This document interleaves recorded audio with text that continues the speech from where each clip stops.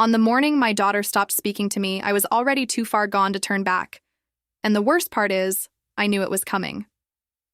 I'm Rachel, 61 years old, living in a quiet suburb outside Portland, Oregon. For 37 years, I was the woman everyone admired, the devoted wife, the present mother, the reliable friend who showed up with casseroles when someone got sick. My husband Frank and I raised 2 daughters in a cream-colored house with a porch swing. We had routines, Sunday dinners, anniversary trips to the coast, a life that looked, from every angle, exactly like it was supposed to. But somewhere in all those years of doing everything right, I forgot what it felt like to be seen as anything other than useful. It started on a Wednesday afternoon at the community center where I volunteered. I was setting up chairs for a grief support group when he walked in. Daniel. 63, silver hair swept back, wearing a flannel shirt with the sleeves rolled up. He'd just moved to Portland from Boston after his wife passed away. He was looking for the woodworking class, got the wrong room, apologized with this half-smile that made me feel something I hadn't felt in decades. I pointed him to the right hallway. He thanked me. That should have been the end. Subscribe now. Because what happened next changed everything I thought I knew about myself. 2 weeks later, I saw him again at the farmer's market. He was examining tomatoes like they were precious artifacts, and when he looked up and recognized me, his whole face lit up. We talked for 45 minutes, about nothing important. About his daughter in Seattle who worried too much, about my herb garden, about how Portland rain felt different than Boston rain. When I got home, Frank asked where I'd been so long, and I lied without hesitation. Said the lines were terrible. That lie should have terrified me.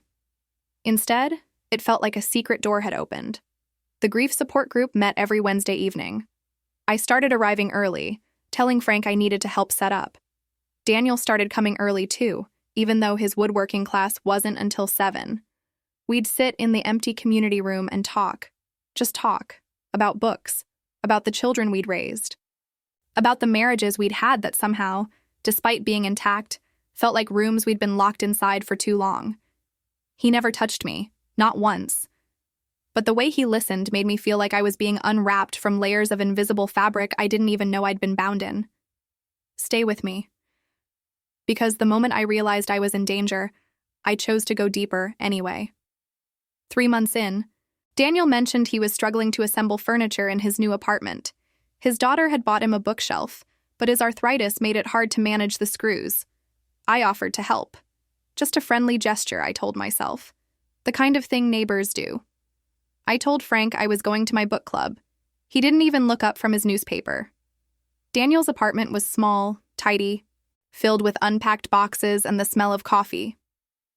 We worked on the bookshelf together, our shoulders occasionally brushing, and I felt more alive than I had in years. When we finished, he made tea.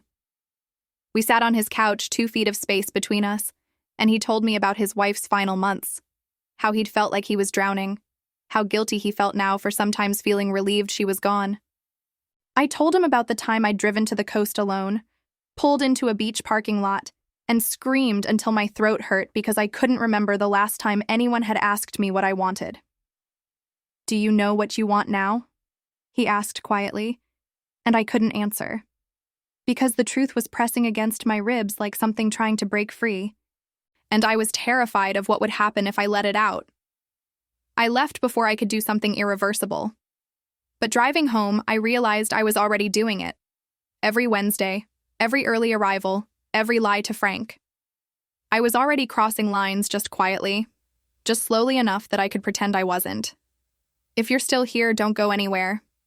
Because the next choice I made is the one I still can't justify. The following Wednesday, I went to his apartment again. No furniture excuse this time. Just went. We sat on his couch and talked about our lives, the ones we actually lived versus the ones everyone saw. At one point, he moved a strand of hair away from my face, and the gentleness of it broke something inside me. "This isn't right," I whispered. "I know," he said. We sat there, inches apart, not touching, but the air between us felt heavier than any touch I could remember. And then I leaned forward. Just slightly. testing the distance, and he met me there. The kiss was soft, brief, but it contained every single thing I'd been denying myself for decades.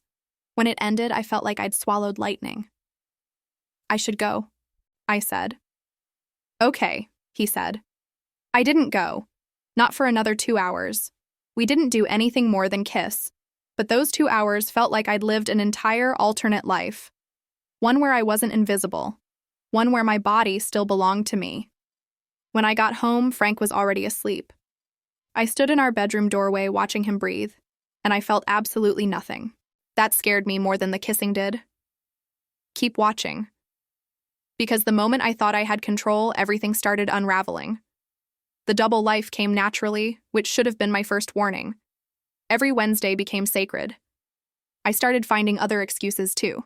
Grocery shopping that took 3 hours, lunch with friends who didn't exist, doctor's appointments that weren't on any calendar. Frank never questioned it. Our daughters, both grown and living their own lives across the country, never called at inconvenient times. Daniel and I existed in this bubble where reality couldn't touch us. We'd meet at his apartment. Sometimes we'd just cook dinner together. Sometimes we'd sit in his car at the overlook near Powell Butte and watch the city lights come on. We kissed. We held each other. But we never went further than that. And I clung to that distinction like it made the betrayal smaller. It didn't. 3 months into this other life, my daughter Emily called. She was coming to Portland for a work conference. Wanted to stay at the house. Wanted to have dinner. Just the 3 of us. Like old times. I felt the walls closing in. The dinner was on a Wednesday. I told Daniel I couldn't see him that week. He understood. But when Wednesday came and Emily and Frank and I sat around our dining room table making polite conversation about her job and the weather, I felt like I was watching us from outside my own body. Every laugh felt performed. Every touch from Frank felt like a costume I'd forgotten I was wearing. Emily looked at me at one point and said, "You okay, Mom? You seem somewhere else." "Just tired," I said. But I wasn't tired. I was grieving. Grieving the loss of the woman I'd been with Daniel, even though she'd only existed for a few months, even though she was built on lies. Don't leave yet. Because what happened the next morning changed everything. I woke up to 7 missed calls from Daniel. When I called back, his voice was shaking. "My daughter's coming to visit. Tomorrow, she wants to meet my new friends. I told her about the community center, about the people I've been spending time with." My stomach dropped. "What did you tell her about me?" "Just that you've been kind, that you've helped me adjust." But his daughter wasn't stupid. And I knew, the way you know things in your gut before your brain catches up, that this was the beginning of the end. Daniel's daughter, Sarah, arrived on a Friday. She came to the community center, introduced herself around, asked friendly questions about who her father had been spending time with. I was there, setting up chairs like always, and when Daniel introduced us, Sarah's eyes lingered on me just a second too long. "Oh," she said, "you're Rachel. Dad talks about you a lot." Frank was at home. Had no idea I was even at the community center that day. Had no idea I'd been spending every Wednesday there, and several other days too. Had no idea that when Sarah said her father talked about me, she meant it in a way that should have raised alarms. That night, I couldn't sleep. I lay next to Frank, listening to him breathe his steady, trusting breaths, and I knew I should end things with Daniel. Should confess. Should try to salvage what was left of my actual life. Instead, I texted Daniel at 2 a.m. "We need to be more careful." He wrote back immediately, "I know, I'm sorry. I can't lose this." Neither could I. And that realization, that I was choosing this, actively, knowingly, made me feel powerful and disgusting at the same time. Stay with me. This is where it all falls apart. Sarah stayed in Portland for a week. Every day she'd show up at the community center or the cafe or the park where her father spent time. Always friendly, always observant. I started avoiding places I knew they'd be, but Portland isn't that big. Twice I ran into them at the grocery store, once at the library. Each time, Sarah's smile got a little sharper. On her last day in town, she came to the community center alone, found me in the kitchen washing coffee mugs. Can we talk? She asked. My hands went numb. We sat in the empty grief support room. The irony wasn't lost on me, and Sarah folded her hands on the table like a lawyer preparing for trial. My father's been through hell, she said quietly. Losing my mom nearly destroyed him, and I'm grateful he's found friendship here. I really am. But I'm not stupid. And I've watched how you two look at each other. The room tilted. Sarah, I'm not going to blow up your life, she interrupted. I'm not going to tell your husband or confront my dad or cause some scene. But I need you to understand something. My father is vulnerable right now. He's not thinking clearly. And whatever this is, it needs to stop before someone gets destroyed. I wanted to defend myself, wanted to say it wasn't what she thought. But the words stuck in my throat because it was exactly what she thought. Okay, I whispered. Okay? I'll end it. Sarah studied me for a long moment, then stood. I hope you do. For everyone's sake. She left. I sat in that room for an hour, staring at the walls, feeling the weight of what I'd become. I didn't end it. Don't click away now. Because the worst is still coming. I told Daniel what Sarah said. He was devastated. Angry at his daughter for interfering. Angry at the universe for making something that felt so right, so impossible. We met at his apartment that night and held each other while he cried. Maybe we should stop, he said. Maybe, I said. But we both knew we wouldn't. We were addicts at that point, addicted to the way we felt together, to the alternate reality where we were just two people who'd found each other at the right time instead of two people destroying their families quietly. We got sloppier, started meeting in public more, started caring less about who saw. Part of me wanted to get caught, wanted someone to force the decision I couldn't make myself. Be careful what you wish for. 2 weeks later, I was at the farmer's market with Daniel. We were laughing about something, his hand on my lower back when I heard my name. I turned, and there was Emily, my daughter, holding a bag of apples, staring at us like she'd just watched me commit murder. Mom? The world stopped. Daniel's hand dropped from my back. Emily's eyes moved from me to him to me again. This is Daniel, I said stupidly. From the community center. Right, Emily said slowly. The community center. She knew. I could see it in her face.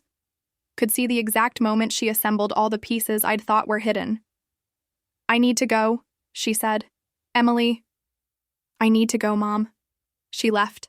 Didn't look back. Daniel and I stood there in the middle of the market, surrounded by people buying vegetables and living normal lives, and I felt everything I'd built crumbling in real time. I called her 17 times that day. She didn't answer. I drove to her hotel. She wouldn't let me in. Finally, at 11 that night, she sent one text. Does Dad know? I stared at those 3 words for 20 minutes before typing, no. 3 dots appeared. Disappeared. Appeared again. Then, figure it out, Mom, before I do. If you've made it this far, stay until the end. Because what I did next is something I'll regret forever. I should have gone home and confessed to Frank, should have ended things with Daniel and tried to salvage my family. Instead, I panicked.